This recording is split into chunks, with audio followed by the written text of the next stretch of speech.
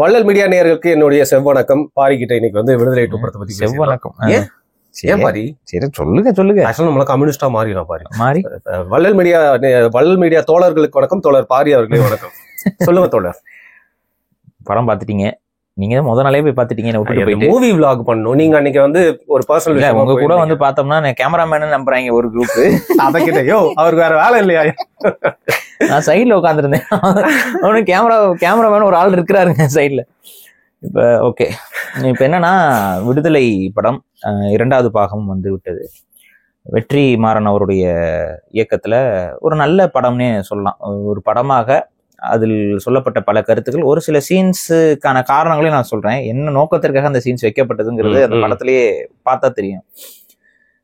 அந்த படம் முழுக்க வந்து பாத்தீங்கன்னா, இந்த படத்துடைய இந்த டைட்டில் போடுவாங்கல்ல, அந்த டைட்டில் போடுறதுல இருந்தே அரசியலை தான் அவர் பேசுறாரு. அதுல வந்து டிஸ்கிளைமர்லயே அவர் அரசியலை வந்து ரொம்ப தெளிவா பேசி வச்சிருந்தாரு. யாராவது மாதிரி தோணுனா அதுக்கு நான் பொறுப்பு இல்லப்பா.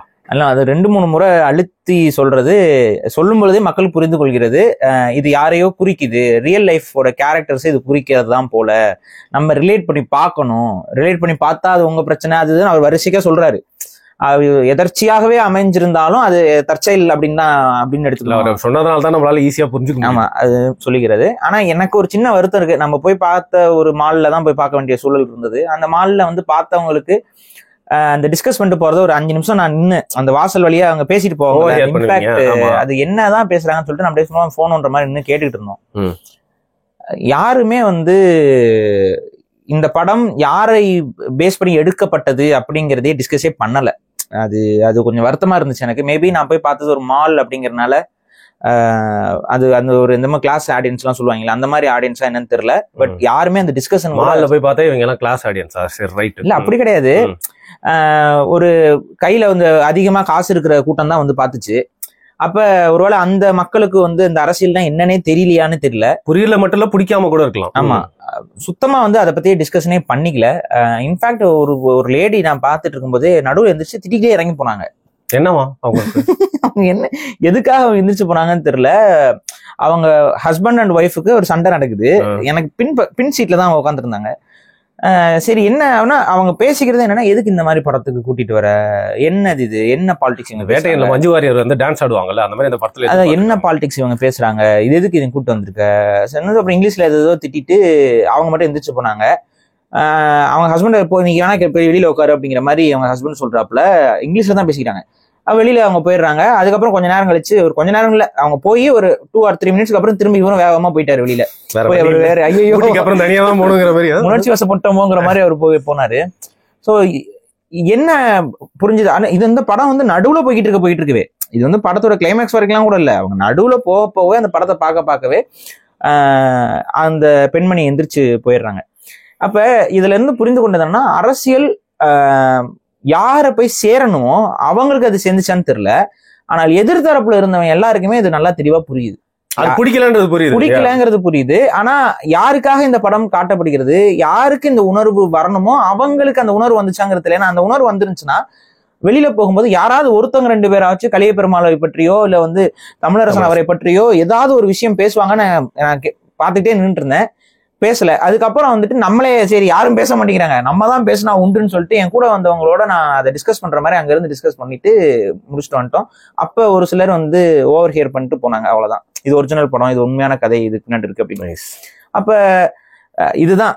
அப்ப என்னன்னா, ஒரு கலை வடிவத்துல ஒரு அவேர்னஸ் ஏற்படுத்த முயற்சிப்பது வந்து ஒரு மிக முக்கியமான ஒரு விஷயம்தான். ஆனா அதுல வந்து ஒளிவு மறைவின்றி செய்ய வேண்டிய தேவையும் தமிழர்களுக்கு இருக்கு.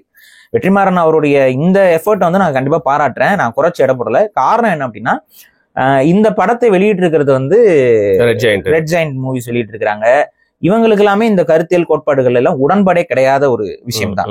அங்க பேசப்பட்ட கருத்தியலுக்கோ அங்க சொல்லப்பட்ட அரசியலுக்கோ எந்தவித சம்மந்தமும் இல்லாத கூட்டம் தான் இதை வெளியிட்டு இருக்குது.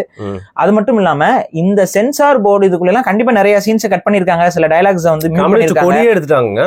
தமிழ் தேசியம்ங்கிற அந்த வார்த்தையுமே மியூட் பண்ணப்பட்டிருக்கு. அப்ப இது மாதிரியான பெரிய சிக்கலுக்கு நடுவுல நடந்த உண்மைகளை கற்பனைன்னு சொல்லி கொண்டு போனாதான் கொண்டு போய்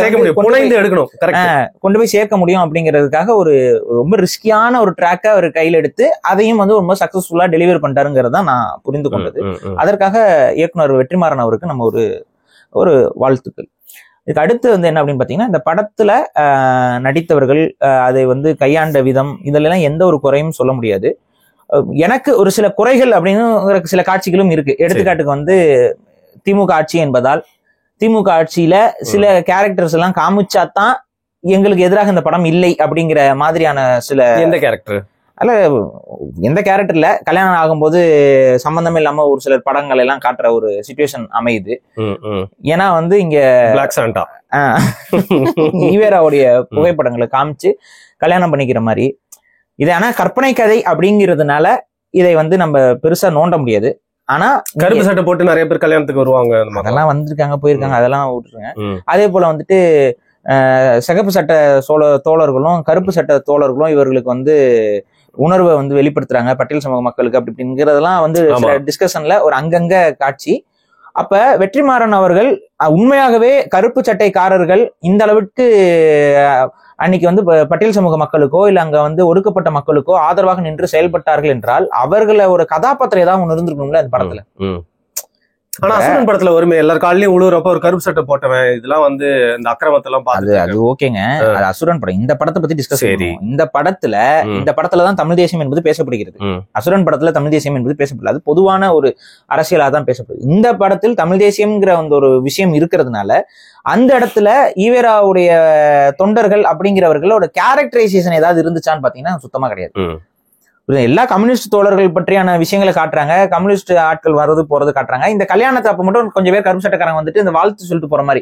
மித்தபடி இந்த போராட்டத்துக்குள்ள ஏதாவது ஒரு இடத்துல ஒரு கருப்பு சட்டையை சார்ந்த சிந்தனையாளர் யாராவது கூட இருந்து உதவுறாரா செயல்படுறாரான்னு பார்த்தா செயல்படல. ஏன் இதை வைக்கல அப்படின்னா தமிழ் தேசியவாதிகள் கோச்சுக்குவாங்களோங்க கிடையாது, உண்மையான கம்யூனிஸ்டுகள் கோச்சுக்குவாங்க. ஏன்னா ஜீவா போன்ற கம்யூனிஸ்ட்வாதிகள் இந்த மண்ணில் செயல்பட்டு கொண்டிருந்த காலகட்டத்தில் கம்யூனிஸ்ட் சித்தாந்தத்தை கொண்டவர்களும் எதிர்த்து கொண்டிருந்த கூட்டம் யாருன்னா திராவிட இயக்கம் தான். ஏன்னா கம்யூனிஸ்ட் புக்கே எழுதியிருக்காருன்னு நினைக்கிறேன். ஆமா, ஈவேராவுக்கும் அவங்களுக்கும் இந்த கருத்து போர்கள் கருத்து முரண்கள்லாம் நிறைய கிடக்கு. அது ஒரு தனி விஷயம். ஏன்னா ஈவேராவுடைய அந்த ஒரு சில சமூகத்துடைய ஆதரவு நிலைப்பாட்டெல்லாம் அவங்க விமர்சிச்சிருக்காங்க, அன்னைக்கு கண்டுபிடிச்சிருக்காங்க, அன்னைக்கு விமர்சிச்சிருக்காங்க.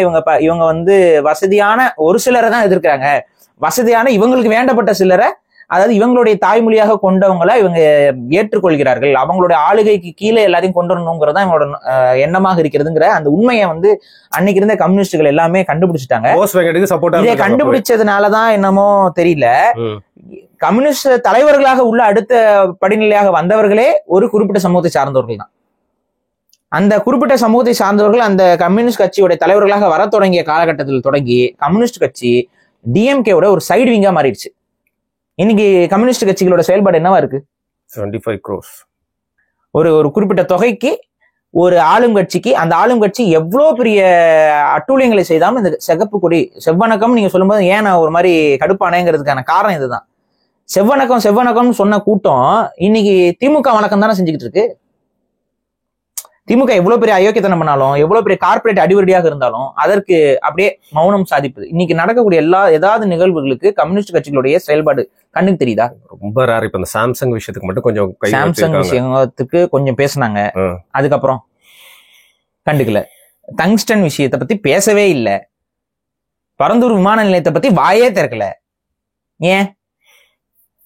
அன்னைக்கு வந்து மக்களுடைய நிலங்கள் பறி போறதுக்கெல்லாம் வந்து சிகப்பு கொடியை தூக்கிக்கிட்டு சிகப்பு துண்டை மாட்டிக்கிட்டு வந்து நின்ன கூட்டம் எங்க போச்சு? ஏன்னா தலைமைகள் அங்க பிறமொழியாளர்கள் கட்டுப்பாட்டுக்குள்ள போயிட்டாங்க.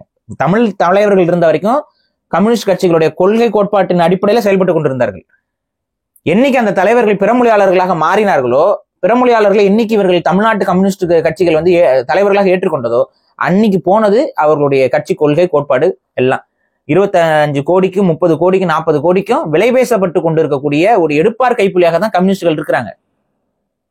ஒரு கம்யூனிஸ்ட் லீடர் நமக்கு தெரியும், வெங்கடேசன் ஒரு லீடர் தெரியுமா உங்களுக்கு? வேல்பாரின்னு ஒரு புக் எழுதி தமிழ் மன்னர்கள் மீதெல்லாம் வன்மத்தை கக்கி எழுதுவாப்புல. அவரு எங்கேயாவது போராடுறாரா? ஏதாவது அவர் ஒரு கம்யூனிஸ்ட் தான். எங்கேயாவது ஒரு திமுகவுக்கு எதிரான ஒரு எத்தனையோ விஷயங்கள் நடக்குது, எத்தனையோ கருத்துரிமை கருத்து சுதந்திரம் எல்லாம் இங்க பறிக்கப்படுகிறது, எத்தனையோ பத்திரிகையாளர்கள் கைது செய்யப்படுறாங்க. ஏதாவது ஒரு தகவல் செங்கோலை வந்து பிஜேபி காரங்க தூக்கிட்டாங்கன்னு உடனே அப்படியே தையத்தக்கன்னு குதிச்சுட்டு வந்தாரு. ஆனா இவரே வந்து மதுரை மேயருக்கு செங்கோலை கொண்டு போய் கொடுப்பாரு, புரியுதுங்களா? ஆனா இவரே வந்து என்ன பண்ணுவாரு, நீங்க திருமலை நாயக்கரோட இதுக்கு போய் மாலை போடுவாரு. ஆனா மூவேந்தர்களை வந்து கரிச்சு கொட்டுவார். என்ன மாதிரியான உளவியல் இதெல்லாம்? அப்ப இவங்களுடைய அரசியல் என்னவா இருக்குன்னு பாருங்க. ஆண்டைகளோட அரசியல் இன்னைக்கு கம்யூனிஸ்ட் தலைவர்கள் எல்லாம் ஆண்டைகளா இருக்கனால அந்த ஆண்டைகளோட அரசியலையே கையில எடுத்துக்கிட்டு இந்த குறிப்பிட்ட சாதிகள் செய்யற குற்றச்சாட்டுகளை நம்ம பேசக்கூடாது. இந்த குறிப்பிட்ட சமூகத்துல இருந்து எத்தனை பேர் வேணாலும் ரெப்ரசென்ட் ஆகலாம், எத்தனை பேர் வேணாலும் தமிழ்நாட்டை ஆளலாம். ஆனா தமிழ் சமூகத்துல இருந்து வரவங்களை மட்டும் நம்ம சாதியவாதின்னு முத்திர குத்தணும், அது குத்தணும், இதனு குத்தணும்னு சொல்லிட்டு கம்யூனிஸ்ட் கூட்டம் அலையுது. அப்ப அதனாலதான் இந்த கம்யூனிஸ்ட் அப்படிங்கிற அந்த ஒரு ஐடியாலஜிக்கு பின்னாடி இருந்த மரியாதைய கொஞ்சம் கொஞ்சமா இழந்து இன்னைக்கு வந்து மரியாதையற்ற இடத்துல கொண்டு போய் கம்யூனிஸ்ட் தோழர்களை நிப்பாட்டியது யாருன்னா அந்த கம்யூனிஸ்ட் கட்சியோடைய பிறமொழி தலைமைகள் தான். அப்ப தமிழ்நாட்டில் இருக்கக்கூடிய கட்சிகளோட தலைமை வந்து அந்த மண்ணின் மைந்தர்களோட தலைமையாகத்தான் இருக்கணும். இத இந்த படம் மறைமுகமாக சொல்லியிருக்கு. அதை என்ன சொல்லியிருக்கு இந்த படம்ங்கிறதே தெரியாம ரெட் ஜெயண்ட் எல்லாம் வாங்கி இந்த படத்தை வித்துட்டாங்க. இல்லங்க, இப்ப கலைஞர் பாத்தீங்கன்னா உயிரோடு இருந்த காலகட்டத்துல கம்யூனிஸ்டுகள் கூட உட்காந்து பேசப்ப நானே ஒரு கம்யூனிஸ்ட் தான், நான் ஒரு கம்யூனிஸ்ட் கட்சியில் தான் போய் சேர்ந்திருப்பேன்னு சொல்லுவாரு. அவங்களுக்கு என்னன்னா அந்த சித்தாந்தத்தை பத்தி நம்ம பேசணும், நம்ம மூலியமா அந்த படம் வரணுங்கிறது அதோட ஒரு அரசியல அவங்க புரிஞ்சு வச்சிருக்காங்க. அதான் அப்பதானே நாளை பின்ன நாங்க அப்புறம் படம்லாம் எடுத்து உங்களை வந்து ப்ரமோட் பண்ணிட்டு இருக்கோம், நீங்க என்ன வெளியில போய் கூட்டணி இதெல்லாம் பேசுறீங்க, அதெல்லாம் எங்க கூட தான் நீங்க இருக்கணும் அப்படிங்கிறது. அவெல்லாம் வாய்ப்பே இல்லை. பிஜேபி பூச்சாண்டி காமிச்சே இவங்க எல்லாம் வந்து திமுக எதிர்க்காம அப்படியே அடிமைப்பட்டு தான் கிடக்க போறாங்க. இதுல என்னன்னா இது என்ன வந்து சொல்லியிருக்கு அப்படிங்கறத பாக்கணும். இதுல கம்யூனிசம்ங்கிறதை கடந்து இங்க மார்க்சிசமும் கொஞ்சம் லைட்டா பேசப்பட்டிருக்கோம். அது மட்டும் இல்லாமல் தேசிய இனங்களுக்கான கம்யூனிச கோட்பாடுகளை வந்து இங்க இந்த படங்கள் பேசப்பட்டிருக்கோம். ஒரு தேசிய இனம், ஒரு மொழி, ஒரு பண்பாடு, மரபு, இந்த மூணையும் அவங்க வந்து சொல்லியிருப்பாங்க. அதுக்கு எதிராக அப்ப அதுக்கு எதிராக எவனாவது அணிதிரளும் போது, அதுக்கு எதிரான ஒரு செயல்பாடு நடக்கும் போது இவன் எல்லாம் ஒன்னா அணிதிரண்டுறான், இவன் வர்க்கம்ங்கிறத கடந்தும் கூட இந்த இடத்துல இவன் அணிதிரள்றான் அப்படிங்கிறத நாங்க உணர்ந்திருக்கோங்கிறது. அப்ப இது என்னன்னா இந்த கம்யூனிச சித்தாந்தம்ங்கிற பாதையில போனவங்க கூட தமிழ் தேசிய சித்தாந்தத்திற்கு பிற்காலங்கள்ல மாறினார்கள் அப்படிங்கறத இங்க மறைமுகமாக வெற்றிமாறன் வந்து படத்துல போட்டு உடச்சு வச்சிருக்காரு. ஏன்னா கம்யூனிச சித்தாந்தம்ங்கிறது என்னங்க, அடிப்படையில வந்து ஒரு எல்லாரும் சொத்து, அதாவது எல்லாருக்கும் சமமாக இருக்கணும், அது சோசியலிச கோட்பாடு. கம்யூனிச கோட்பாடுங்கிறது வந்து பொது சொத்து அப்படிங்கிறது தான் எல்லாமே இருக்கணும், அதுல எல்லாருமே பயணப்படுபவர்களா இருக்கணும், தனி சொத்துங்கிற கட்டமைப்பு இருக்கக்கூடாதுங்கிறது அவங்களுடைய சித்தாந்த கருத்தியல். அது சரியா தவறாங்கிறதுக்கு 1000 டிபேட்ஸ் இருக்கு. அதுல அவங்களே சரியாக இல்லாதனால தான் அது சரியா ஆரம்பம் நல்லா இருக்கு, முடிவு நல்லா இல்ல. அதுல வந்து பிரச்சனைகள் நிறைய, சர்வாதிகாரம் எல்லாமே மனித பண்பாட்டுடைய கூறுகள் உள்ள வாங்காதனாலதான் அதுலயே நிறைய பிரிவுகள் போய் இன்னைக்கு வந்து ஒர்க்கிங் இது வந்து சோசியலிசம் தான்.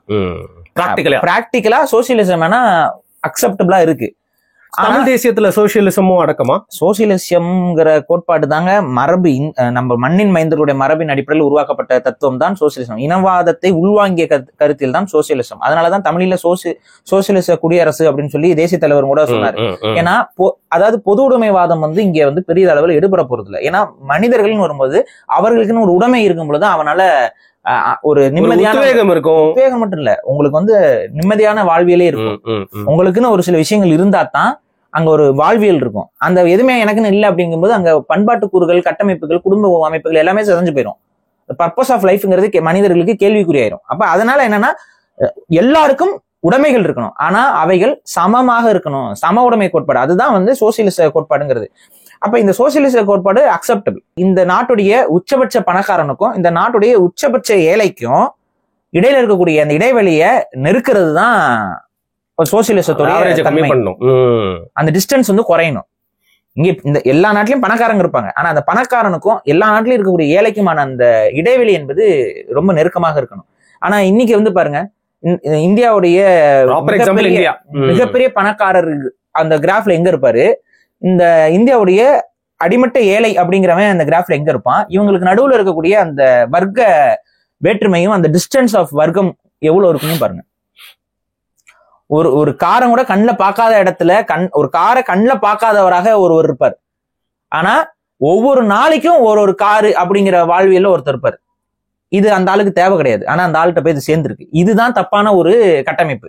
இந்த கட்டமைப்பை எதிர்த்து தான் தமிழ் தேசியவாதிகளும் பேசுறோம். அதனாலதான் கார்பரேட் அரசியல், கார்பரேட் கவர்மெண்ட்ஸ் எல்லாத்தையும் நம்ம எதிர்க்கிறோம். இல்லைன்னா கார்பரேட் கிட்ட போயிட்டு இன்னைக்கு திமுக மாதிரி டீல் பேசிட்டு வாங்க கார்பரேட் கம்பெனிலாம் வந்து வேலை செய்யுங்க, கார்பரேட் கம்பெனி வேலை கொடுக்குது பாருங்க, அதுக்காக கார்பரேட் கம்பெனிஸ்க்கு லேண்டையும் நிலத்தையும் ரிசோர்ஸையும் வித்துட்டு போறது எவ்வளவு சுலபமான விஷயம்.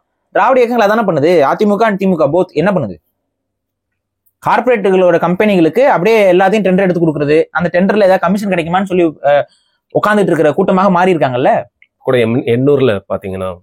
அப்ப இது எல்லாத்தையுமே நம்ம எதிர்க்கிறதுக்கு காரணம் என்னன்னா அந்த சோசியலிச சித்தாந்தத்தை நாம் ஏற்றுக்கொண்டிருப்பதால் தான், அதை தமிழர்களுக்கு தகுந்தாற் போல புரிந்து வைத்திருப்பதால் தான் அதையெல்லாம் நம்ம எதிர்க்கிறோம், கார்பரேட்டை எதிர்க்கிறோம். ஆனா இன்னைக்கு உண்மையாகவே கம்யூனிசம் என்பது கார்பரேட்டை எதிர்க்குதா அப்படின்னா இல்ல. மார்க்சிஸ்ட் கம்யூனிஸ்ட்லாம் எங்க கார்பரேட் எங்க எதிர்க்கிறீங்க? எந்த கார்பரேட்டோடைய எதிர்ப்புக்கு நீங்க உங்களோட செயல்பாடு என்பது ஸ்ட்ராங்காக இருக்கு இன்னைக்கு இன்றைய காலகட்டத்தில்? ஒரு காலத்துல நல்லா இருந்துச்சு, நான் அதை மறுக்கல. அந்த கோல்டன் ஏஜ் ஆஃப் கம்யூனிசத்தை தான் இந்த படத்துல காட்டியிருக்காங்க. 80s 90s வரைக்குமே ஓரளவுக்கு இருந்துச்சு. அதுக்கப்புறம் தான் அப்படியே ஃபுல்லா காணாம போனது. அப்ப இன்னைக்கு வந்து சுத்தமா இல்ல. யாரும் வந்து இன்னைக்கு இருக்கக்கூடிய இளைஞர்கள் பல பேரும் வந்து நான் ஒரு கம்யூனிஸ்ட் அப்படின்னு சொல்லிக்கிற இடமே இல்லாம கொஞ்சம் கொஞ்சமா கேரளா விட்டுருங்க. கேரளாவுடைய சப்ஜெக்ட் தனி. அங்க கம்யூனிஸ்ட் வந்து ஸ்ட்ராங்கா இருக்கு. ஆனா அங்க இருக்கக்கூடிய கம்யூனிசமே வந்து ஒரு கால்குலேட்டிவ் கம்யூனிசம், வேற மாதிரியான கம்யூனிசம். அடுத்த ஊர்ல நாசம் செய்யற கம்யூனிசம். அது போய் குப்பையை கொட்டினா அடுத்த ஊர்ல கொட்டினா மட்டும் அங்க இருக்க மட்டும்லாம் பாட்டாளி மக்கள் கிடையாது. அங்க போய் குப்பையை கொண்டு வந்துருவான். அது ஒரு இனவெறி பிடிச்ச கம்யூனிசம். அது மலையாளிகள் மட்டும் வாழணும், மலையாளி மட்டும் மனுஷன் நினைக்கிற ஒரு கம்யூனிசம். குப்பையும் கூட அடுத்தவங்க கிட்ட கொட்டுறமே, இது வந்து ஒரு அங்க யார் பாதிக்கப்படுவா? அங்க இருக்க கோடீஸ்வரன் பாதிக்கப்படுவான். அங்க இருக்க ஏழை எளியவர்களோட தான் பாதிக்கப்படுவான். நீ ஒரு கோடீஸ்வரனோட நிலத்துல போய் நீ குப்பையை கொட்டிட முடியுமா? ஒரு ஏழை எளிய விவசாயிகளோட இடத்துல தான் அந்த குப்பையை கொட்டுற. நீ எல்லாம் என்ன கம்யூனிசத்துக்கு பேசிக்கிட்டு இருக்க? கேவலம் கட்ட கூட்டம் அது. அப்ப இன்னைக்கு அந்த கம்யூனிசத்தோட நிலைமை அதான். இந்த மாதிரி செயலம் கூட தட்டி கேட்க துப்பு இல்லாத கம்யூனிசம் தான் தமிழ்நாட்டு கம்யூனிசம். ஏதாவது ஒரு கம்யூனிஸ்ட் கட்சிக்காரங்க கேரளாவுடைய இந்த கழிவுகள் வந்து இப்படி கொட்டிட்டு இருக்கிறாங்க, எத்தனை வருஷமா கொட்டிட்டு இருக்காங்க.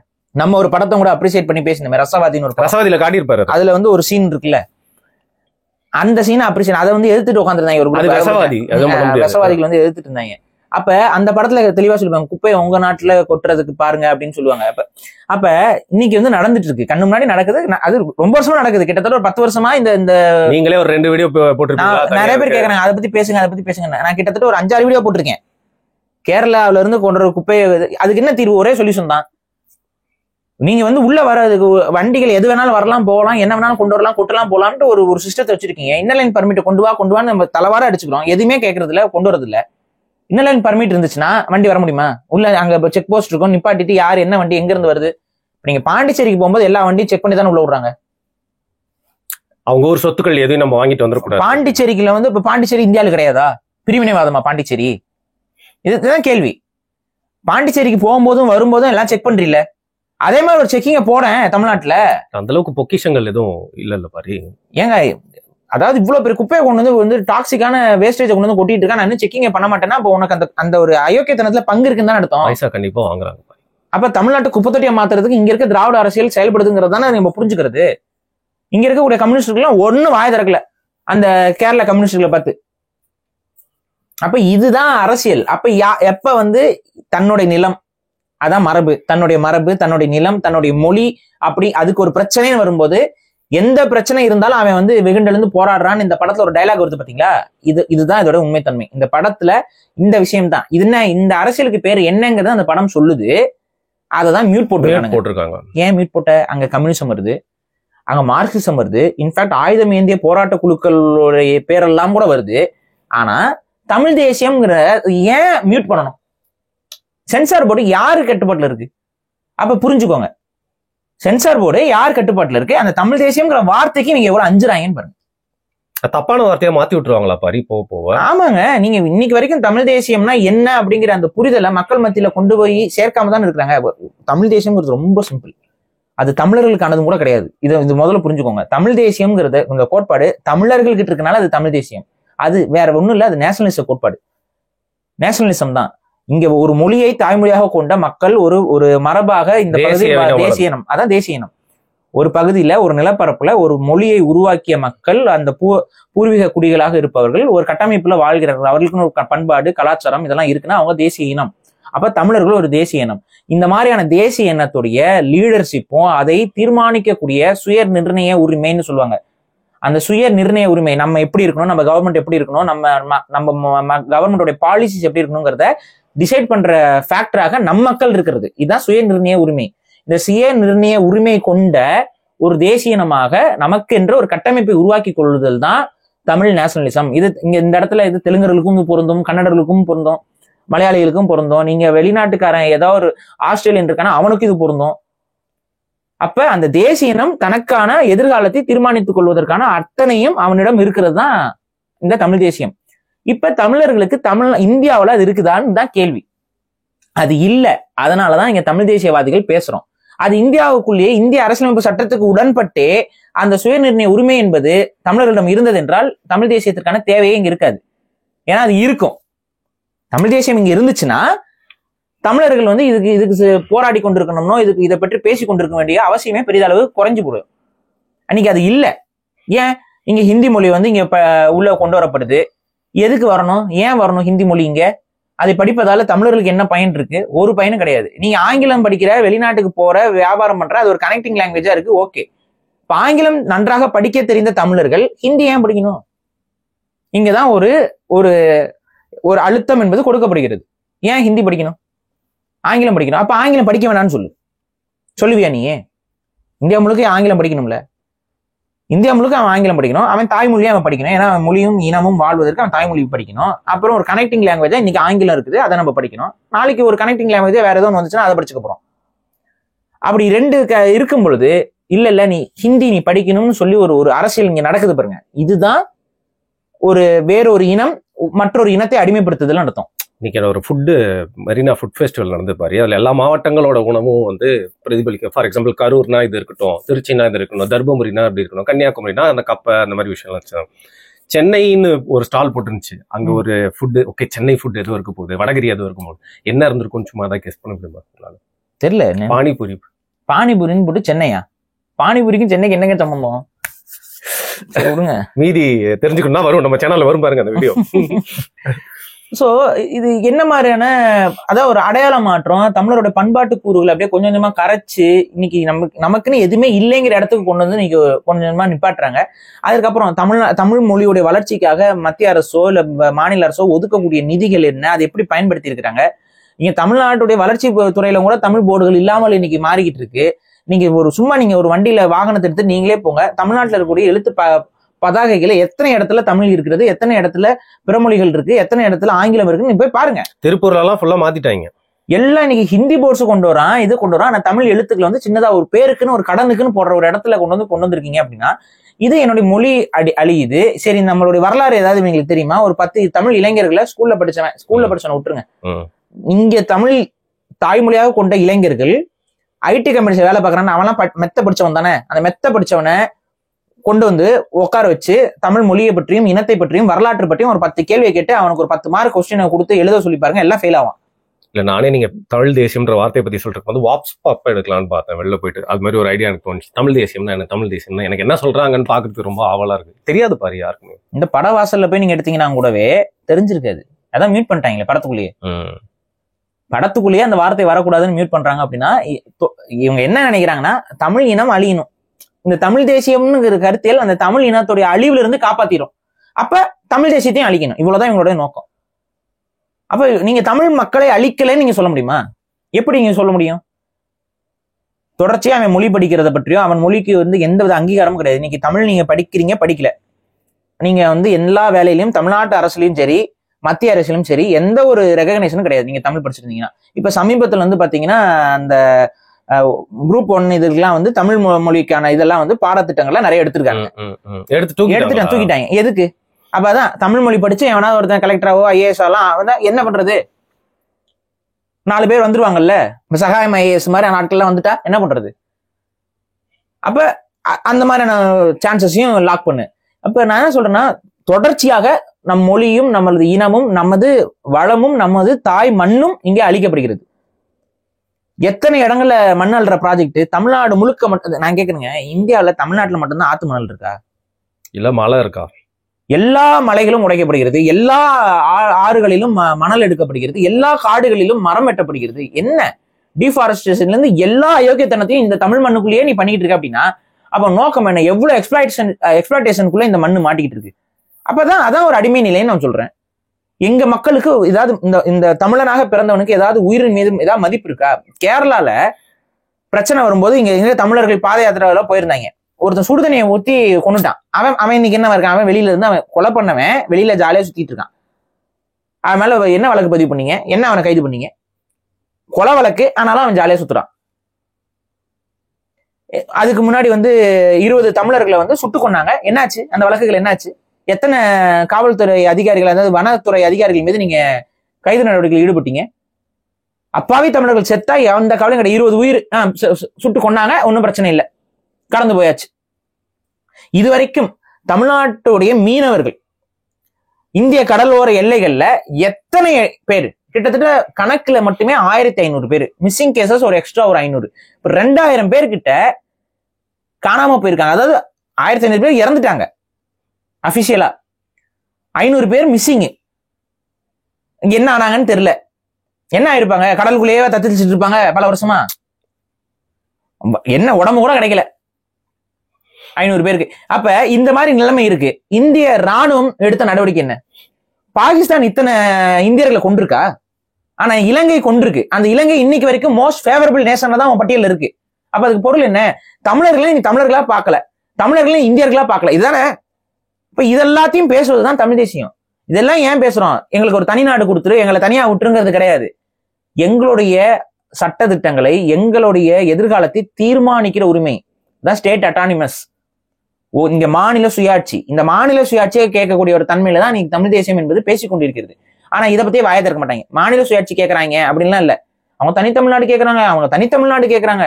மாநில சுயாட்சிங்கிற ஒரு தீர்வு இருக்கும் பொழுது அதை கடந்து நாங்க ஏன் யோசிக்க போறோம்? திருப்தி அடைஞ்சிருவோமே. மாநில சுயாட்சி இருக்கட்டுமே. மாநில சுயாட்சியில் என்ன கேடு வந்துட போகுது இந்தியாவுக்கு?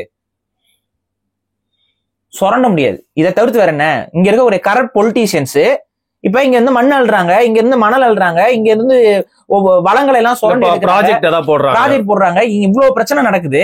இதுல யாருக்கு பெனிஃபிட்? இதுல மக்களுக்கு பெனிஃபிட்டா? இல்ல, ஒரு கார்பரேட் பெனிஃபிட். அந்த கார்பரேட் பெனிஃபிட்டுக்காக இந்த அரசியல்வாதிகள் எதுக்கு அலையணும்? அவங்களுக்கு பெனிஃபிட். ஏன்னா புரோக்கர்ஸ் இதை எடுத்து கொடுத்தா அவன் கமிஷன் கொடுப்பான். அந்த தேர்தல் பத்திரம், அந்த பத்திரம், இந்த பத்திரம்ங்கிறதுல ஊழல் அவன் காசு வாங்கலாம். அப்ப இந்த ஊழல் மிகுந்த இந்த அரசியல்வாதிகளோட நோக்கம் என்னன்னா சுரண்டி திங்கணும். சுரண்டி திங்கிறதுக்கு தமிழ் தேசிய இயக்கங்களோ இல்ல தமிழ் தேசியமோ இல்ல ஸ்டேட் அட்டானமஸ் பேசக்கூடிய கருத்தியலோ ஒத்து வராது. மாநில சுயாட்சின்னு வந்துருச்சுன்னா சுரண்டி திங்க முடியாது. இந்த சுரண்டி திங்கிறதுக்கு முடியாத கூட்டம் தான் இவங்க என்ன பண்றாங்க, இதெல்லாம் தீவிரவாதம், இதெல்லாம் பிரிவினைவாதம். இந்த கருத்தியல பேசுறான் அத்தனை பேருமே ஊழல்வாதிகளா இருப்பான், சுரண்டி திங்கிறவனா இருப்பான். அவனுக்கு ஒரு பிரச்சனைன்னு வந்துச்சுன்னா வெளிநாட்டுல போய் செட்டில் ஆறவனா இருப்பான். வெளிநாட்டுல செட்டில் ஆறதுக்கு இப்பவே வேலைகளை பண்ணிட்டு இருப்பான். லண்டன்ல வீடு வாங்குவாங்க, இதுல பேங்க்ல சுவிஸ் பேங்க்ல கொண்டு போய் அக்கௌண்ட்ல கோடிக்கணக்கில் போட்டு வச்சிருப்பாங்க, உலக அளவுல பிசினஸ் பரப்பி வச்சிருப்பாங்க. ஏன்னா நாளைக்கு இங்க அடிச்சு வரட்டினா அங்க போய் செட்டில் ஆருக்கு அவனுக்கு வீடுகள் இருக்கணும். அப்ப இதுதான் இவர்களுடைய நோக்கம். அந்த மாநில சுயாட்சிங்கிற அந்த கோட்பாடை தமிழ் தேசியவாதிகள் முன்வைக்கிறாங்கிறதே மக்களுக்கு தெரியாம பாத்துக்கணும். அப்ப பிரிவினைவாதி இவங்கெல்லாம் தீவிரவாதிகள், ஆயுத போராட்டத்தை அங்கீகரிப்பவர்கள், பேசுபவர்கள், பரப்புபவர்கள், இப்படியே ஒரு திரையை போட்டுட்டு மக்களுக்காக அவங்க நிக்கிறாங்களா இல்லையாங்கிறதையே காட்டுறது இல்ல. இந்த இடத்துலதான் வெற்றிமாறன் அதை உடைச்சிருக்காப்ல. எப்படி? என்ன கடைசி ஒரு சீன்ல என்னதான் ஒரு காவல்துறை அதிகாரியாவே இருந்தாலும் அவனுக்கு இவங்க பண்றது தவறுங்கிறது உணர்ந்து வண்டியை கவுக்குற மாதிரி போய் நிப்பாட்டுறான், உயிர் பயம் காட்டுறான். இந்த இடத்துல வெற்றிமாறனுடைய அந்த பிலிம் சென்ஸ் இருக்கு பாத்தீங்களா, அது வேற லெவல்ல இருக்கும். ரீசன் என்ன அப்படின்னா, நிறைய பேருக்கு அந்த முடிவு புரியல, ஏன் நடுவுலயே விட்டாங்க, என்ன நடக்குது அப்படின்னு. அந்த முடிவு எடுக்க வேண்டிய இடத்த திரும்ப இவர் யார் கையில கொடுக்குறாரு? மக்கள் கையில கொடுக்குறாரு, தமிழ் மக்கள் கையில கொடுக்குறாரு. அந்த கார் விழுகணும்னு எவன் ஆசைப்பட்டானோ விழுந்துச்சு. எவன் ஆசைப்பட்டானோ அவன் ஒரு தமிழ் தேசியவாதி. அந்த கார் விழுகணும்னு ஆசைப்பட்டானா தமிழ் தேசியவாதி. எத்தனை பேர் அந்த கார் விழுகணும்னு ஆசைப்பட்டீங்க? நானும் விழுகணும்னு தான் ஆசைப்பட்டேன். எல்லாருமே விழுகணும்னு தான் ஆசைப்பட்டு இருப்பாங்க. அப்ப எல்லாருமே தமிழ் தேசிய சிந்தனையோட தான் தமிழர்கள் இருக்கிறாங்கிறத நம்ம மனசுக்கு உணர்த்தியவர் தான் வெற்றிமாறன் இந்த படத்தின் மூலமா. சரி, ஸ்பாய்லர் சொல்லாம சொல்லுங்க பாரு. இல்ல, இந்த படத்தை நம்ம இவ்வளவு நாள் தள்ளி பேசுறோம், சோ ஸ்பாய்லர்ஸ் இருக்கதான் போகுது. சரி, அப்ப சூரிய கீழே இறங்கி போறாரு, அது தொப்பியை கழட்டிட்டு இந்த இறங்கி போறாரு. ஆமா, அது என்னன்னா இந்த இடத்துல நான் இருக்க விரும்பல. இந்த அதிகார உச்சத்துல, இந்த அதிகார துஷ்பிரயோக கூட்டத்தோட தன்னை அடையாளப்படுத்திக்க விரும்பல. அதனால நான் கிளம்பி போறேன். அதுக்கப்புறம் என்னுடைய செய்தி உன்ன லெட்டர் சேரும் அப்படின்னா என்னன்னா, சூரி இருக்கிறாப்ல, யாரோட இருக்கிறாருங்கிறது தெரியல. அது ஏன் நான் கேட்டேன்னா, அந்த பாதை நார்மலான பாதையே இருக்கும், அந்த பாதையை விட்டுட்டு மலை வழியா அவர் இறங்கி போறாரு அப்படின்னா அவர் போராட்டத்துக்கு போறாரு. ஆமா, ஒரு கலரமுடான பாதை. ஆனா இந்த அதிகார உச்சியில நான் இருக்க தேவையில்லை, நான் சாமானியர்களோடய இருக்கிறேன் அப்படின்னு சொல்லிட்டு இறங்கி போறாரு. அவர் அது பொருள் என்ன அப்படின்னா, அவர் இந்த மக்களுக்கான ஒரு போராட்டத்துல தன்னை ஐக்கியப்படுத்தி கொண்டார். அநேகமாக அவர் அவருடைய காதலியை கூட்டிக்கிட்டு அவர் அந்த காட்டுக்குள்ளேயே தன்னை வாழ்க்கையை வாழ போறாரு அப்படிங்கிறது தான். ஏன்னா அவங்க அம்மாவுக்கு போனா நான் திரும்ப வந்துருவேன், நான் வரேன் அப்படின்லாம் அவர் எதுவுமே சொல்ல மாட்டார். அப்ப இதுல இருந்து புரிந்துகிட்டதுன்னா, அவர் இவங்களோட வாழ்க்கை சரியில்லை, இவங்க மக்களுக்காக நிக்கல, இந்த காவல்துறை அதிகாரிகள் மக்களுக்காக நிக்கலங்கிறத இந்த படம் என்பது எஸ்டாப்ளிஷ் பண்ணிருக்கு. இதுல இன்னொரு மிக முக்கியமா நிறைய பேர் கவனிக்க மறந்த ஒரு விஷயம் என்னன்னா, இந்த காவல்துறை அதிகாரிகள் இந்த செய்யறாங்க பாருங்க, அவங்களுக்குன்னு சொல்லி இந்த ஒரு செல்ஃபிஷ் ஆக்ட் எல்லாம் செய்யறாங்கல்ல, அது எதுவுமே பயன் இல்லைங்கிறதையும் அவர் காட்டியிருக்காரு. நீயும் ஒரு விதமான அடிமைதான், உன்னுடைய எஸ்டாப்ளிஷ்மெண்ட்டும் இந்த அசிங்கம் பிடிச்ச இந்த கூட்டத்து கூட எந்த வித இதுவும் உனக்கு கிடைக்க போறது, எந்த வித கிரெடிட்ஸ் உனக்கு கிடைக்க போறது இல்லைங்கிறது. யார் அந்த காட்டு பகுதியை சார்ந்தவரே ஒரு காவல்துறை அதிகாரியா வருவாரு. ஆனா அவரும் இவன் என்ன பண்ணுவான், அவன் ஒரு காவல்துறை அதிகாரியா இருப்பாப்ல, அவரு அதே சமூக மக்கள், அதாவது எந்த மக்கள் போராடி கொண்டிருக்காங்க அதே சமூக மக்களே சேர்ந்த ஒரு நபர், அவரை கொண்டு வந்து இன்சார்ஜுக்கு போட்டு பெருமாள் வாத்தியாரை கைது பண்றோம் அப்படின்னா அது வந்து ஒரு இம்பாக்ட் கிரியேட் பண்ணும், அவன் கையை வச்சு அவன் அடிச்ச மாதிரி ஆயிரும். அதனால அவரை கொண்டு வந்து அந்த இதுக்கு ஓசியா போட்டு நீ தான் இனிமேல் லீடர்னு சொல்லி போறான். அந்த நபரும் வந்து பாத்தீங்கன்னா என்னதான் அதுக்கு முன்னாடி எல்லாம் அவரோட கேரக்டர் எப்படி காட்டியிருப்பாங்கன்னு பாத்தீங்கன்னா, பாவப்படுற மாதிரி, அந்த நமக்கு மேல இப்படிலாம் கொடுமைப்பட்டுறாங்க, ஒடுக்கப்படுற மாதிரி, ஐயோ நம்ம வந்து ரொம்ப பாவம், நம்ம மக்கள்லாம் ரொம்ப பாவம்ங்கிற ஒரு நல்ல ஆபீசர் போல, மக்கள் மீது அக்கறை கொண்ட ஒரு ஆபீசர் போல அவருடைய கேரக்டர் வந்து காட்டிட்டே வந்திருப்பாங்க ஃபர்ஸ்ட் பார்ட்ல இருந்து. ஆனா இந்த பாட்டுல வந்து இந்த பொசிஷனுக்கு வரும்போது இவன் யாரா இருந்தாலும் சரி, இந்த இடத்துக்கு வரும்போது அந்த இடத்துல அவங்களுடைய உளவியல் எப்படி வேலை செய்யுதுங்கிறது தான் இந்த படத்துல ரொம்ப பளிச்சுன்னு காட்டுறாரு. ராபிஸ் யாருக்கு வந்தாலும் அது ஒரு விதமான நோய். இந்த அதிகார துஷ்பிரயோகம் என்பது ஒரு நோயோடைய வெளிப்பாடு, அது ஒரு உளவியல் நோய். அந்த உளவியல் நோய் அவங்களை எப்படி பாதிக்குதுங்கிறது தான் இந்த கேரக்டரோட சேஞ்சை காட்டுவாங்க. என்ன நினைப்பாங்க, வெள்ளக்கொடி காட்டுவாப்புல இறங்கி வந்தோடனே அவர் அரெஸ்ட் பண்ணுவாருன்னு நினைச்சுக்கிட்டு இருப்பாங்க. ஆனா அரெஸ்ட் பண்ணாம பெருமாள் அவரை சுட்டு கொல்ற அந்த காட்சி பாயிண்ட் பிளாங்க்ல சுடுவாங்க. ஏதோ நினைவுபடுத்துது, பாயிண்ட் பிளாங்க்ல வச்சு சுட்டு அதை வந்து தனக்கு ஒரு பெருமை, நான் ஒரு பெருமையான ஒரு விஷயத்தை செஞ்சது போல தன்னை வந்து பெருமைப்படுத்திக்கிட்டு அவர் போவார். பொண்ணு கஷ்டப்பட்டதுக்கெல்லாம் இது நீதி கிடைச்சிச்சு, உங்களுக்கு எல்லாம் ஒரு வீடு கிடைச்சிரும்டா, அவ்வளவு சந்தோஷமா இருக்கு, அது இது. அப்ப என்னன்னா எவ்வளவு ஒரு சீப்பான மென்டாலிட்டில அந்த ஆள் இருந்திருக்காப்ல, புரியுதுங்களா? எது நியாயம் எது இது அதெல்லாம் அவருக்கு கவலை இல்ல. நம்ம அந்த மேல் இடத்துல போய் உட்காந்துட்டு நம்மளும் அடுத்தவனை வந்து இது பண்ணணும் அது பண்ணணும். இன்னொன்னு பண்ணுவாப்புல, கவனிச்சிங்களா? அந்த டயலாக் எல்லாம் யோசிச்சு எழுதிருக்காரு. நான் மட்டும் இறங்கி வந்தேன் அவன் சட்டையை கழட்டிடும்டா அப்படின்னு. இந்த ஓசிக்கும் அந்த கொலை பண்ணிட்டு உள்ள உட்காந்துருக்க ஓசிக்கும் எந்த வித்தியாசமும் இல்லைங்கிறத அதுல காட்டிடுவாங்க.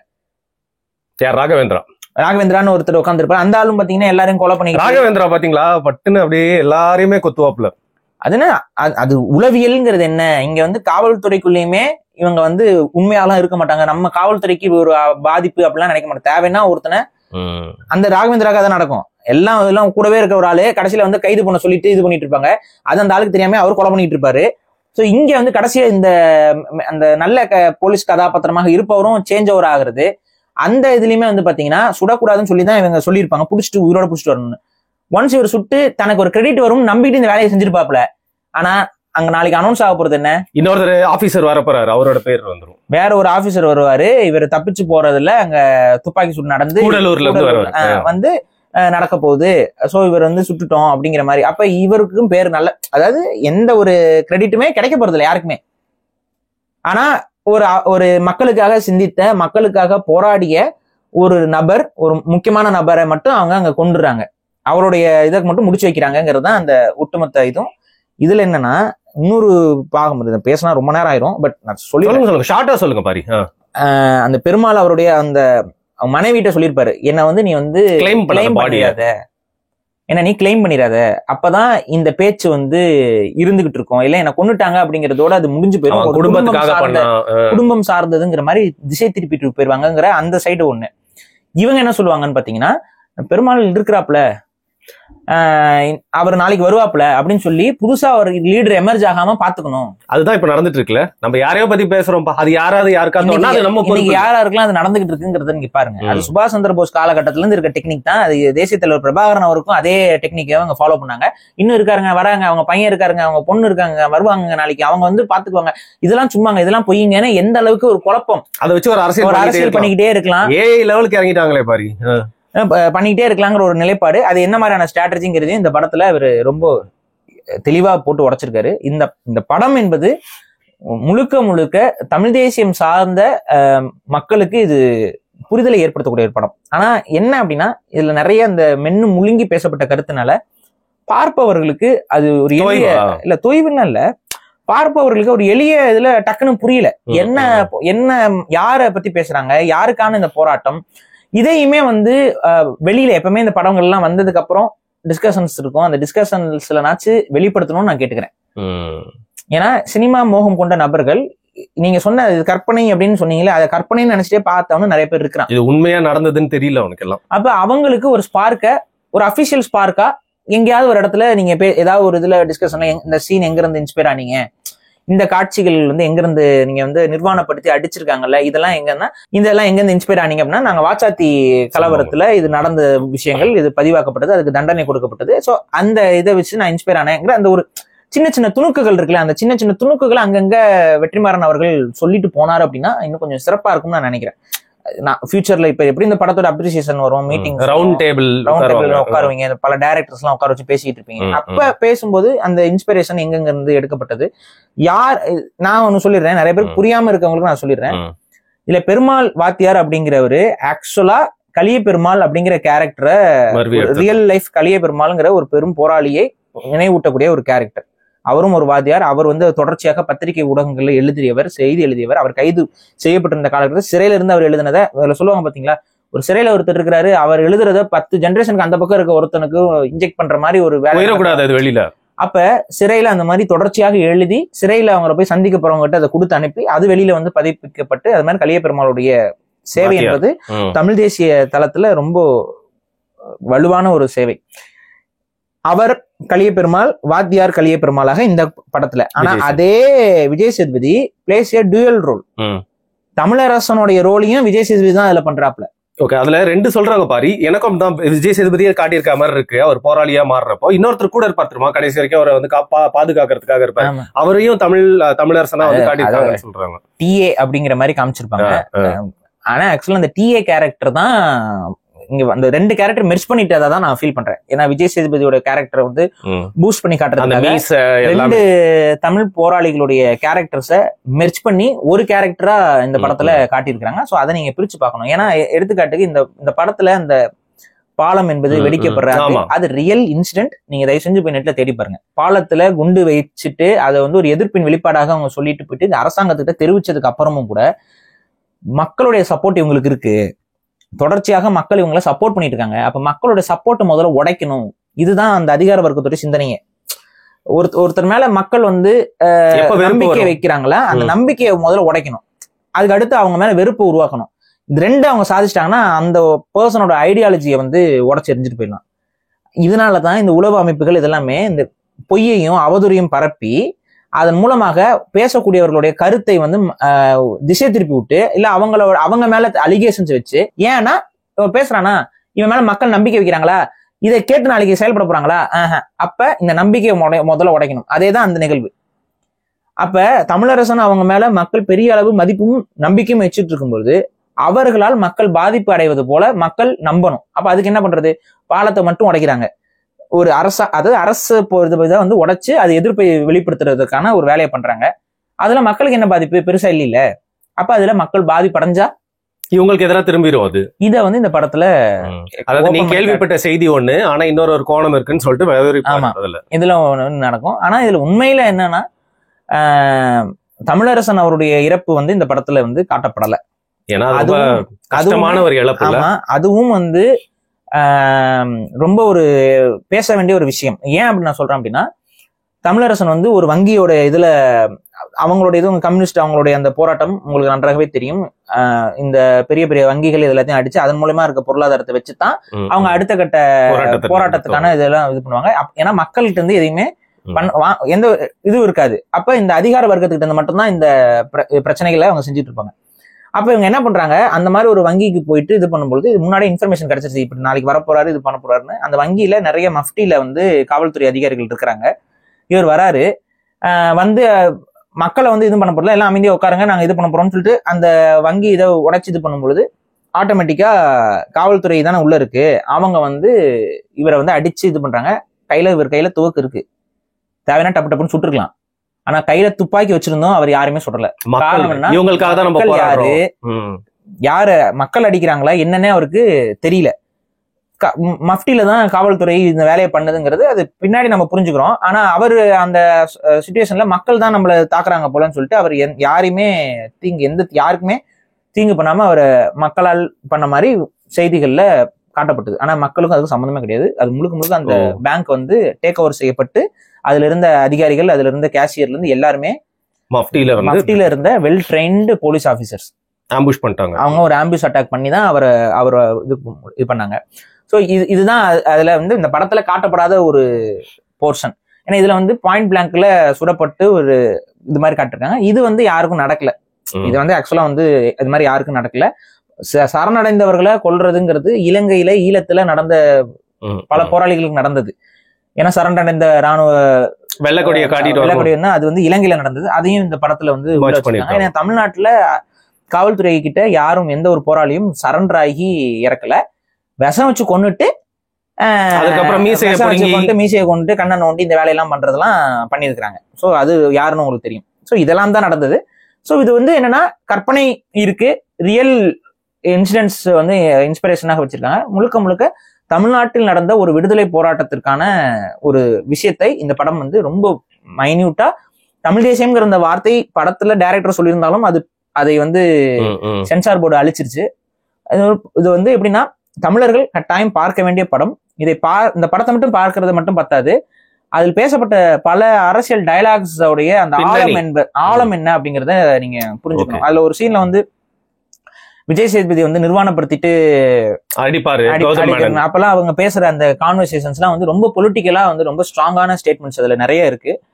அதை நான் ஸ்பாயில் பண்ண விரும்பல. நீங்க அதுல போய் பார்த்து அதுக்குடைய அந்த அர்த்தம் என்ன, அவ என்ன எதன் அடிப்படையில சமம் அப்படிங்கிற அந்த ஒரு இடத்துக்கு அவங்க போராடுறதுக்கு என்னென்ன இருக்கு, இந்த ஒட்டுமொத்த காவல்துறை அதிகாரமும் எப்படி எப்படி செயல்படுது, அவங்க எப்படி எப்படி தன்னை மாத்திக்குவாங்க, அவங்களுடைய அந்த விஷயங்களை எப்படி எப்படி தகவமைச்சுக்குவாங்க, கொடுமைகளை பத்திரிகையாளர் ஒருத்தர் இருப்பாப்ல அதுல அவர் போயிட்டு அதை வந்து செவரேறி குதிச்சு போட்டோ எடுத்துட்டு எல்லாம் வந்து அதை வந்து பப்ளிஷ் பண்ணுவாங்க. அவங்களை இவங்க போலீஸ் எப்படி ட்ரீட் பண்ணுது, அது அவங்க கடமையை செய்யறாங்க. அப்ப இந்த கடமையெல்லாம் எதுக்கு செய்யறாங்க, மக்களோட நன்மைக்கு அப்படின்னு செய்யறாங்க. ஆனா காவல்துறை கடமை செய்யுது யாரோட நன்மைக்கு செய்யுது. இந்த கேரக்டர் எப்படி பாக்குறீங்க? ராஜீவ் மேனன் கேரக்டர், இந்த ஆபீசர், அவர் தான் எல்லாத்தையும் ஆபரேட் வந்து பண்ணிருப்பாரு. அவர் பாத்தீங்களா எவ்வளவு டிப்ளமேட்டிக்கா வந்து ஒரு செய்தியை எப்படி வெளில கொண்டு போய் சேர்க்கணும், அதை எப்படி மாத்தணும். அவர் தான் ஆக்சுவலா மெயின் வில்லன் அந்த படத்துல வந்து காவல்துறைக்கு எல்லாத்தையுமே சாதகமாக என்ன தப்பு நடந்தாலும் என்ன முட்டாள்தனம் நடந்தாலும் அதை எப்படி சாதகமாக மாற்றிக்கொண்டு மேனிபுலேட் பண்ற ஒரு நபராக இருப்பாரு. ரெண்டாவது இதுல இன்னொரு விஷயம் இருக்கு, மக்களால் தேர்ந்தெடுக்கப்பட்டவர்களை கடந்து இந்த காவல்துறையில் இருக்கக்கூடியவர்களுக்கு அதிகாரம் என்பது எப்படி கையில இருக்கு. ஏன்னா மக்களால் தேர்ந்தெடுக்கப்பட்ட ஒருத்தர் வருவார்ல, ஆமா ஆமா அதுதான் கடைசியா கேக்குதெல்லாம் வச்சிருந்தேன். ரைட், தண்டவாளத்துல தலை வச்சு அந்த ஆள் எப்படிப்பட்டவருங்கிறத அதுல காட்டியிருப்பாங்க. அது வந்து மைனிங்ஸ் எல்லாம் பண்ணிக்கலாமா இது பண்ணலாமான்ட்டு. ஸோ அது எந்த கட்சிக்காரருங்கிறதும் லைட்டா உங்களுக்கு புரிஞ்சிருக்கும்னு நினைக்கிறேன், அது எந்த கட்சியோட ஐடியாலஜில அது இருக்குதுன்னு. ஆனா இந்த இது நடந்தது தமிழரசன் அவர்களுடைய இந்த இது எல்லாமே வந்து ஏடிஎம்கே பீரியட்ல தான் நடந்தது. அதனாலதான் டிஎம்கே பீரியட்ல இதுக்கு அனுமதியே, இந்த படத்துக்கு அனுமதியே கிடைச்சிருக்கு. இல்லைன்னா வந்து இதே சப்போஸ் டிஎம்கே பீரியட்ல நடந்த ஒரு அட்டுழியத்தை பற்றியான படமாக இருந்தால் இந்த படம் வெளியே வந்திருக்கு. அது அப்படியே மாத்து அப்படின்னு மாமனன் மாதிரி எம்ஜிஆரோட பீரியட்ல நடந்ததான் இந்த இது. இதனாலதான் நம்ம திரும்ப திரும்ப சொல்லுவோம், தமிழ் தேசிய சிந்தனை எல்லாம் எம்ஜிஆருக்கு சுத்தமா கிடையாது. இந்திரா காந்தி கவர்மெண்ட் வந்து விடுதலை புலிகளுக்கு சப்போர்ட்டா இருந்த காலகட்டத்துல எம்ஜிஆரும் வந்து விடுதலை புலிகளுக்கு சப்போர்ட்டா நின்னுகிட்டாப்ல. இல்ல பொன்மனச்செம்மலோட நினைவு நாள்ல வந்து அந்த பர்னிச்சர் அப்படியே புதுசா வச்சிருக்கோம், ஒரு நாள் உடைக்கப்படும் அப்படின்னு. மித்தபடி அவருக்கு அந்த தமிழ் தேசிய சிந்தனையோ அந்த உணர்வோ அதெல்லாம் கிடையாது. அவர் அதுக்கு எதிராகத்தான் செயல்பட்டாருங்கிறது தமிழரசனுடைய வாழ்க்கை தான் அதற்கான ஒரு பேசிக்கான ஒரு எக்ஸாம்பிள். ஆனா இப்படி போராடிய தலைவருடைய தாயும் கூட கடைசி காலகட்டத்துல எந்த ஒரு பொருளாதார நிலையும் ரொம்ப கஷ்டப்பட்டு தான் அவங்க இப்பதான் சமீபத்துலதான் ஒரு 2019 அவங்க 2019 இல்ல வந்து அதுக்கு அந்த வருஷம் தான் 2018-19 அந்த காலகட்டத்துல தான் அவங்க இறந்தாங்களே. அப்ப அத்தனை வருஷமா அவங்க பல பேரும் பல ஏச்சுகளும் பேச்சுகளும், நிறைய பேர் வந்து தமிழரசன் அவருடைய புகைப்படங்களை போட்டுக்கிட்டு அரசியல் பேசுறவங்க எல்லாம் இருக்கிறாங்க பேசுறாங்க. ஆனா அவங்க அம்மாவுக்கு எதையுமே செய்ய முடியல அப்படிங்கிற ஒரு இடத்துலதான் தமிழ் சமூகம் இருக்கிறது. ஏன்னா அவங்க ஏதாவது உதவி செஞ்சா நாளைக்கு நமக்கும் அந்த பிரச்சனை வந்துருமோ, புரியுதுங்களா? அவங்க அம்மாவுக்கு போய் உதவி செஞ்சா அது ஆயுதம் இந்திய போராட்டத்திற்கு ஏதோ அந்த மாதிரி லிங்க் பண்ணிடுவாங்களோங்கிற ஒரு அச்ச உணர்வே இங்க பல அரசியல்வாதிகள் வந்து அதை செய்யாம, தமிழரசனை பதாகையில ஏந்தியவங்க கூட அவங்க அம்மாவுக்கு ஒரு வீடு கட்டி கொடுக்க கடைசி காலத்துல அவங்க ஒரு ஓட்டு வீட்டுல தான் இருந்தாங்க. ரொம்ப சின்ன ஓட்டு வீடு, ஒரு ரூம் தான் இருக்கும். அந்த மாதிரி ஒரு ரூம் இருக்க ஒரு ஓட்டு வீட்டுல ரொம்ப வயதான காலகட்டத்திலையும் கடைசி வரைக்கும் விறகுலாம் பொறுக்கிட்டு இருந்தாங்க. கொஞ்சம் யோசிச்சு பாருங்க. இதுதான் தமிழ் சமூகத்துடைய வீழ்ச்சிக்கு ஒரு அடிப்படை காரணம். மக்களுக்காக உழைத்தவர்களுக்கு அவரோட குடும்பம் எந்த இடத்துக்கு போய் நிக்குதுன்னு வருவானா திருப்பி நம்ம மக்களுக்கு ஏதாவது செய்யணும் நல்லது அப்படின்னு, அதுதான் இல்லாம போகுது. அந்த குடும்ப வாழ்க்கையில அந்த இடத்துல வந்து எந்த அளவுக்கு பின்னுக்கு தள்ளப்படுறாங்க, மக்களுக்காக சிந்திப்பவர்கள், மக்களுடைய நலனுக்காக யோசிப்பவர்கள் இருக்கிறாங்கன்னு பாருங்க. இதுல இன்னொரு எனக்கு பிடிச்ச ஒரு டைலாக் ஒண்ணு இந்த படத்துல ஒண்ணு இருக்கும். அது இவரு அந்த விஜய் சேதுபதி கேட்பாரு, நான் எனக்கு அந்த பொண்ணை பிடிச்சிருக்கு, நான் கல்யாணம் பண்ணிக்கலாமான்ட்டு. அது ஒரு டைலமா இருக்கும். பொது வாழ்க்கையில இருக்கவங்க கல்யாணம் பண்ணிக்கிட்டா அதை வந்து ரொம்ப தெளிவா, இது வந்து நம்மளுடைய இயக்கத்துல நம்ம கூட பயணிக்கக்கூடிய பல பேருக்குமே நான் தனிப்பட்ட ரீதியா சொன்னது, கல்யாணம் பண்ணிக்காம அப்படிலாம் இருக்கக்கூடாது. இருக்கிற உணர்வாளர்கள் வந்து குடும்பங்களாக, ஏன்னா இது எல்லாருக்கும் சாத்தியப்படுத்துறோம். இந்த மாதிரியான ஒரு நல்வாழ்வில நம்ம தான் ஒரு எக்ஸாம்பிளா இருந்து வாழ்ந்து காட்டும் போதுதான் அதை பார்த்து அடுத்த தலைமுறை ஓகே இப்படி வாழ்ந்தாங்க, இல்லைன்னா தனியா இருக்கான் அதனாலதான் அவன் இதெல்லாம் செய்யறான், நம்ம குடும்பத்தோட இருக்கோம், நம்ம அதெல்லாம் செய்ய முடியாது. அந்த ஒரு விஷயம் வந்து இந்த படத்துல ரொம்ப அழகா எடுத்து சூப்பரா இருந்துச்சு. இந்த மாதிரி இந்த படத்துல அப்ரிசியேட் பண்றதுக்கு சீன் பை சீன் நிறைய விஷயங்கள் இருக்கு. அதுக்கப்புறம் இந்த படத்துடைய ஆரம்பத்துல அதுல எனக்கு ஒரு சின்ன முரண்பட்ட கருத்து இருக்கு. அந்த பண்ணை அடிமை இந்த ஒரு சில காட்சிகள் வரும். அதாவது ஒரு வாத்தியார் வந்து எப்படி உருவானாரு அப்படிங்கிறதுக்கு அது முழுக்க முழுக்க கற்பனையான, அதற்கும் கலிய பெருமாள் அவருக்கும் எந்த தொடர்பும் இல்லை. அதே போல கலிய பெருமாள் அவருடைய இந்த கேரக்டர் அசோசியேஷன்ல இருக்கக்கூடிய அவருடைய இல்லற வாழ்க்கை சார்ந்த சில விஷயங்கள் எல்லாம் அது முழுக்க முழுக்க கற்பனையாக தான் இருக்கு. படத்துக்காக நிறைய கற்பனைகள் அதுல இருக்கு. அதுக்கும் ரியாலிட்டிக்கு குருதி புனல் ஒரு படம் பாத்திருக்கீங்களா? அதுல வந்து பாத்தீங்கன்னா அந்த போராளிகள் தீவிரவாதிங்க மாதிரி காட்டி அவங்க எல்லாம் தியேட்டர்ல மீட் பண்ணி அவங்களோட சின்ன வீடுன்னு சொல்றவங்களோட சாப்பாடு எல்லாம் சாப்பிடுவாங்க. சோ கமலுக்கு வந்து தெரிஞ்சிருக்கு போராளிகள் எல்லாம் தியேட்டர்ல தான் மீட் பண்ணுவாங்க. அதை எப்படி காமிச்சிருப்பாருங்க இந்த படத்துல வந்து தன்னோட ஃபேமிலியை வந்து அவர் தியேட்டர்ல தான் மீட் பண்ணி சாப்பிடுவாரு, மீட் பண்ணுவாரு. சில இதெல்லாம் கற்பனை கலந்த சில விஷயங்கள் எல்லாம் இருக்குது. இதுல என்னன்னா அந்த ஆரம்ப கால காட்சிகள்ல வந்து அந்த பண்ணை அடிமை, அதுல வந்து பெண்களை வந்து எக்ஸ்பிளாய்டேஷன் பண்றது, இதை வந்து இன்னும் கொஞ்சம் ஸ்பெசிஃபை பண்ணி சொல்லியிருக்கணும். இது எல்லா சமூகமும் இந்த எச்சத்தனத்தை பண்ணல, புரியுதுங்களா? இதை பண்ண ஒரு குறிப்பிட்ட சமூகம் தான் செஞ்சுது. அத நீங்க உருவத்துல அவங்க வச்சிருக்க பொட்டு இதெல்லாம் மூலமா நீங்க சொல்றதுக்கு ட்ரை பண்ணாலும் அவங்க தமிழ் மொழி பேசல.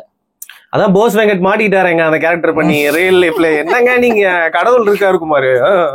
சோ என்ன யார் பண்ண தப்பு அது வந்து ரொம்ப ஜெனரலைஸ் பண்ற மாதிரி ஆயிடக்கூடாதுங்கிறது என்னோடது. ஆனா ஆண்டவனே வந்து இந்த கதாபாத்திரம் யாரு அப்படிங்கறத ரியல் லைஃப்ல போஸ் வெங்கட்டோட வாயிலிருந்து நடனமாடி வெளிப்படுத்தியாச்சு. ஸோ அதற்கு இறை சக்திக்கு தான் நம்ம வாழ்த்துக்களை சொல்லணும். ஸோ எந்த சமூகம் இந்த ஒரு கேவலமான செயல்களில் ஈடுபட்டதுன்னா அது அந்த சமூகம் தான். அந்த சமூகத்திற்கும் தமிழர்களுக்கும் எந்த தொடர்பும் கிடையாது. தமிழ் சமூகங்கள்ல ஒரு சில அநியாயங்களே செய்யல நான் சொல்லல, ஒரு சில அநியாயங்கள் அங்கங்க நடைபெற்றது. ஆனா அது பெண் சம்பந்தப்பட்டதாக இருக்காது, புரியுதுங்களா? ஏன்னா பெண்ணை இந்த மாதிரி தவறாக ஒருவன் தொட்டான் அப்படின்னா அது ரொம்ப ஒரு அது யாருமே அந்த சமூகத்தை சார்ந்தவர்களே அக்செப்ட் பண்ணிக்க மாட்டாங்க. எந்த ஒரு சமூகத்தை சார்ந்தவனும் இதை செய்யறவனை வந்து இது நம்ம ஆளு அதுக்காக இதை அவர் செய்யலாம் அப்படிங்கிற அந்த ஒரு எக்ஸ்பிளனேஷனை நம்ம இதுல யாருமே ஒத்துக்க மாட்டாங்க. பெண்ணா எல்லா சமூகத்த பெண்களுமே மதிக்கப்பட்டார்கள். அவர்கள் வந்து இந்த மாதிரியான ஒரு அசிங்கமான அந்த வாழ்வியலுக்குள்ள தமிழர்கள் இருந்ததில்லை. அது மட்டும் இல்லாம இந்த வலுக்கட்டாயத்தின் அடிப்படையில் தான் இதெல்லாம் நடந்ததே ஒழிய இது என்னமோ அவங்க கூப்பிட்டாங்கன்னா போயிடணுங்கிற அந்த ஒரு மாதிரி நிர்பந்தம் அதெல்லாம் வந்து கொஞ்சம் ரம்மலினாமே மலிவுபடுத்தி கொள்வது போல அந்த படத்துல இருந்துச்சு. அதெல்லாம் இல்லை, அப்படிலாம் இல்லை. தமிழர்கள்லாம் அதை வந்து அனுமதிக்கல. அவங்க இல்லாத நேரங்கள்ல இந்த மாதிரியான ஏதாவது இப்ப கணவர் வந்து வெளியூருக்கு போயிருப்பாரு, அந்த நேரத்துல வந்து அது என்னன்னா பிரேக்கிங் தானுங்க. வீட்டை உடச்சிட்டு கற்பழிக்கிற இதெல்லாம் வந்து அதை எப்படி அவர் திரும்ப வந்தோடனே அவன் வெட்டுவான். ஸோ அது ஓகே.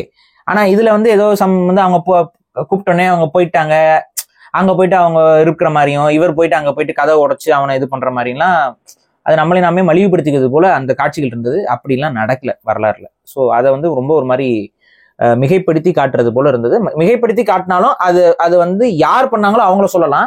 ஒரு ஜெனரலைஸ் பண்ணி அதை சொல்லும் பொழுது நடந்த சம்பவங்கள் இருக்குல்ல, அந்த சம்பவங்களை யார் பண்ணிருக்கா, அந்த கம்யூனிட்டி என்ன கம்யூனிட்டின்னு பேசிருங்க, அது வேற. அது நீங்க ஓப்பனா அக்யூசியேஷன் வைக்கிறது. இப்படி ஜெனரலைஸ் பண்ணி பார்க்கும் பொழுது மற்ற எல்லா நிலவுடைமை சமூகங்களும் இந்த மாதிரி எச்சத்தனம் பண்ணுச்சுங்கிற மாதிரியான ஒரு தோற்றம் என்பது வருகிறது. அது தமிழ் தேசியத்துக்கு எதிராக போய் நிற்கும். அது ஒரு விதமான தலித்திய அரசியலாக தான் போயிடும். ஸோ அது இல்லை, அப்படி நடக்கல, அதெல்லாம் பொய். அதுதான் நம்ம சொல்லிடுறோம், அதையும் சேர்த்து சொல்லிடுறோம். Okay okay. ஸோ படத்தை பத்தி நிறைய சொல்லிட்டீங்க, பட் இதை பத்தி பேசாம இருக்க முடியாது. நார்மல் ரிவ்யூவர் மாதிரி இருக்கும். இருந்தாலும் இளையராஜாவோட மியூசிக் பாத்தீங்களா, செமையா இருந்துச்சு படத்துக்கு. அது வேற லெவல்ல அவருடைய இசை பிஜிஎம் வந்து இறக்கி நீங்க வந்து அவர் பாராட்டுற இடத்துல நம்ம இல்ல, ரசிக்கிற இடத்துல இருக்கும். சும்மா அதோட ரிஃப்ளெக்ஷன் தான். அவருடைய இது வந்து இந்த படத்துடைய தொடர் முழுக்க எல்லா பக்கமும் அப்படியே இசைத்து கொண்டே இருந்தது. இரண்டாவது அந்த எனக்கு இளையராஜா அவர்கிட்ட பிடித்த ஒரு விஷயம் என்னன்னா, அந்த சிச்சுவேஷனுக்கு தகுந்த ஒரு மியூசிக்கை வந்து அவரு எப்பவுமே கரெக்டா, அது என்ன மாதிரியான சிச்சுவேஷன், அந்த எந்த இசை வந்து அந்த சிச்சுவேஷன் எந்த இன்ஸ்ட்ருமெண்ட் வந்து அந்த இசை அந்த சிச்சுவேஷன் அந்த மாதிரியான இதுல பொருந்தும்ங்கிறது வந்து இளையராஜா மட்டும்தான். இந்த இடத்துல நான் ஒரு இடத்துல ஏ ரஹ்மான் நம்ம தமிழர் தான் இருந்தாலும் அது ஒண்ணு சொல்லிட்டு போயிடுறேன். ஏ ரஹ்மானுக்கு அந்த சென்ஸ் இல்ல. ஓப்பனா நான் சொல்றேன். பிஜிஎம் இல்ல, ஒரு சிச்சுவேஷனுக்குள்ள எந்த மியூசிக் கொண்டு வந்து சொருகணுங்கிறது வந்து கிடையாது. கம்பேரிட்டிவ்லி அது கம்பேரிட்டிவ்லி இல்ல, இளையராஜாக்கு தான் அந்த சென்ஸ் நன்றாக இருக்கிறது. அதனாலதான் அவருடைய இசை என்பது காலத்தை தாண்டும் ஒழித்து கொண்டிருக்கிறது. ஏ ரஹ்மானோட இசை அப்போதைக்கு அந்த ட்ரெண்ட்ல இருக்கும், ஆனா அது பொருந்தாத, அதாவது அந்த ட்ரெண்ட் மாறிடுச்சு அப்படின்னா பழைய இதை நான் சொல்ல, பழைய ஏ ரஹ்மான் நான் சொல்லல, இப்போ ஒரு ஏ ரஹ்மான் இருக்காருல்ல, அது அவர்கிட்ட தான் பிரச்சனை. ஒரு ரொம்ப கமர்ஷியலைஸ்டா போயிட்டாரோங்கிற ஒரு கவலை எனக்கு இருக்கு ஏ ரஹ்மானை பொறுத்த வரைக்கும். இளையராஜாவை பொறுத்த வரைக்கும் அவருடைய அந்த ஒரு தன்மையை அவர் இன்னும் இழக்கல. அவர் அப்படியே அவர் எந்த காலகட்டத்துல அவர் மியூசிக் போட்டாலும் அந்த படத்துக்கு அது கரெக்டா பொருந்துதாங்கிறதுல கரெக்டா பொருந்து. நிச்சயமாக நான் வந்து இந்த மூவி விளாக் பண்ணியிருந்தேன் சொன்னல, எனக்கு என்ன தோணுச்சுன்னா வீக்கஸ்ட் ஒர்க் ஆஃப் வெற்றிமாறன் அப்படின்னு சொன்னா டெக்னிக்கலா டப்பிங் கொஞ்சம் ஸ்கிரீன் பிளே லாக இருந்துச்சு. மற்றபடி இந்த மாதிரி ஒரு படத்தை பாரு யாரும் எடுத்ததும் இல்ல, தமிழ் சினிமால யாரும் எடுக்க முடியாது. அவ்வளவு கடினமான ஒரு கான்செப்ட், அவ்வளவு கடினமான ஒரு கதைக்களம், அவ்வளவு அரசியல் இதுக்குள்ள வந்து திணிச்சிருக்காங்க சொன்ன புரிஞ்சிருக்காங்க. எனக்கு தெரிஞ்சு என்னன்னா நிறைய காட்சிகள் அவர் எடுத்திருப்பாருன்னு தோணுது. இன்னும் நிறைய லாஸ்ட் நாள் வரைக்கும் எடிட் பண்ணிட்டே இருந்தாருங்களே, எடுத்திருப்பாரு. அந்த எடுத்த காட்சிகள் எல்லாத்தையும் அவரால் போட முடியாத ஒரு நிர்பந்தம் என்பது அவர்கிட்ட இருக்கும். அந்த நிர்பந்தத்தின் அடிப்படையில எதெல்லாம் அவர் சொல்லணும்னு உள்ள சொருகணும்னு நினைச்சிருப்பாரோ அதெல்லாம் வெட்ட வேண்டிய சூழல் இருக்கும் பட்சத்துல அந்த ஒரு கோர்வை மேபி ஒரு மாலை இருக்கு, அந்த மாலை இப்படிதான் வடிவமைக்கணும்னு ஒரு முடிவு பண்ணி தயாரிக்கிறாரு.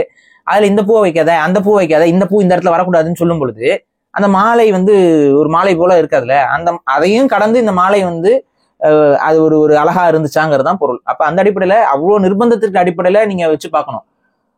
இந்த மாதிரியான படத்தை ஸ்கிரிப்ட்ல யோசிக்கும் போதே சைட்ல இருந்து ஒரு ஆசிரியர் என்ன சொல்லும், தம்பி இதெல்லாம் செய்யாத, அதிகார வர்க்கம் முழுசா அவனை நசுக்கி விட்டுருங்கிற எண்ணம் இருந்து சுட்டரிச்சிரும் அப்படின்னு அப்படியும் இருந்து, இல்ல இது நம்மளுடைய தேவை, இது நம்ம மக்களுக்கான தேவை, இதான் நம்ம மக்கள்கிட்ட கடத்தணுங்கிற அந்த ஒரு எண்ணம் அவருக்கு இருந்துச்சுல்ல, அதை நம்ம லேசா இட போட முடியாது.